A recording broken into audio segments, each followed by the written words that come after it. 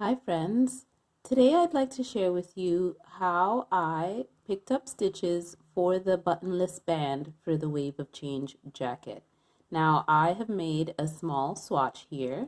I made the swatch before knitting my jacket so that I could check gauge, and I'm going to use that same swatch to share with you how you should pick up stitches along the front edge of the jacket for your button band or buttonless band in this case because we're using snaps instead of buttons.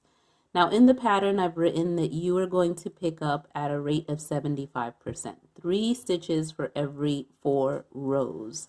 And the first thing we should do is we should look at the edge of our work. So here we can clearly identify the edge stitch here.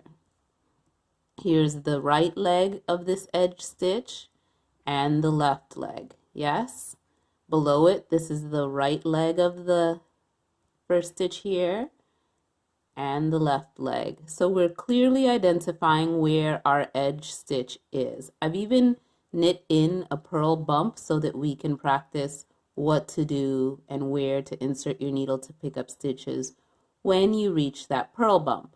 So what we need to look for in order to pick up a button band along this raw edge, it's unfinished, it's just knit stitches, we are going to find the space between the edge stitch and the next whole stitch. And that space is connected by individual little bars. Do you see that? If I look in between these stitches, there's one bar for each row. And we are going to insert our needle and pick up one stitch in each little square area in between those bars. And we're going to do it at a rate of pick up 3 and skip 1. Pick up 3 and skip 1. And that's why it's 75% or 3 stitches for every 4 rows. Okay, so I've turned my work so that I have the raw edge facing to the top here. And I want to pick up stitches along this edge. So I'm finding the space between the first and second stitch, and this is my cast on. So I am going to insert my needle at the very first row of stitches on the outermost corner, and I'm going to pull the yarn through to pick up my first stitch. And this can be tricky. You can also use a crochet hook, by the way, to pick up stitches. But here we go. I've picked up my first. Then I'm going to pull my tail here and give my tail and working yarn a little twist. Now that's just something that I do in the back to create tension so that my first stitch isn't loosed. I've given them a twist and now I can tug on it and make it quite tight. Then I'm going to find, again, the very next little box, insert my needle, and pull the yarn through. Now I have 2 stitches on my needles. I'm going to pick up in the very next space. Hopefully you can see that clearly. There's the little space right there. I'm going to insert my needle and, oops, pick up a 3rd stitch. Now, that's 3. So the next space becomes clearly available to me. I'm going to skip that space and go into the very next one. That would be my 4th stitch, but I'm going to skip number 4 and go into number 5. And pick up a stitch.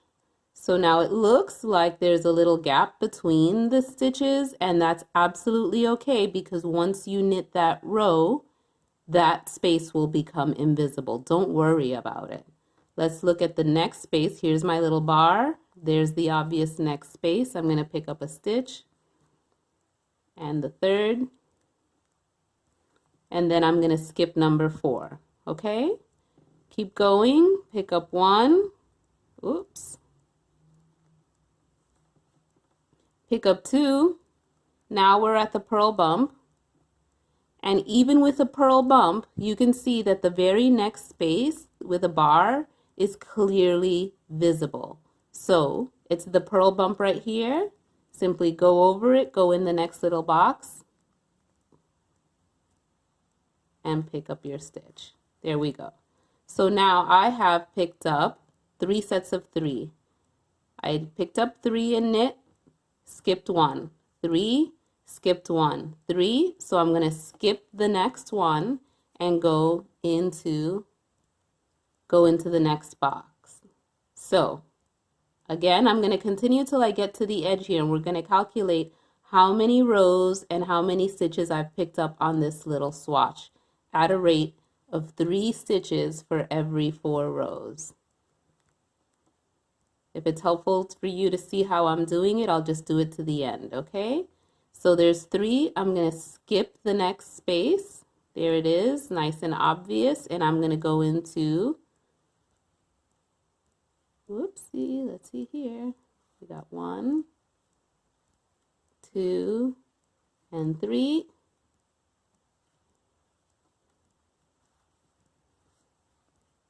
And then I'm almost at my edge, so I'm going to skip this one and go into the very last corner and pick up my last stitch. So I have 3, 6, 9, 12, 15, 16, and I knit 20 rows plus cast on and bind off. 20 times 75% is 15, and we've picked up 16 stitches, and that works with our formula perfectly because in the pattern I say, if necessary, add 1 or 2 stitches to get an even number that when divided by 2 is also an even number. So in this case, 20 times 75% is 15. So I've added 1 more stitch here, number 16, to get an even number that when divided by 2 is also an even number. So 16 divided by 2 is 8, and that works out perfectly for our formula. So if this little swatch were my mini sweater and this were my button band, I would be perfectly on track to pick up stitches and get a 2x2 ribbed button band. All right, I hope that makes sense, and I hope you've enjoyed this little video and learned something from it. Thanks so much for working on this pattern and supporting my small business, and I cannot wait to see pictures of your jacket. Good luck. Have a great day.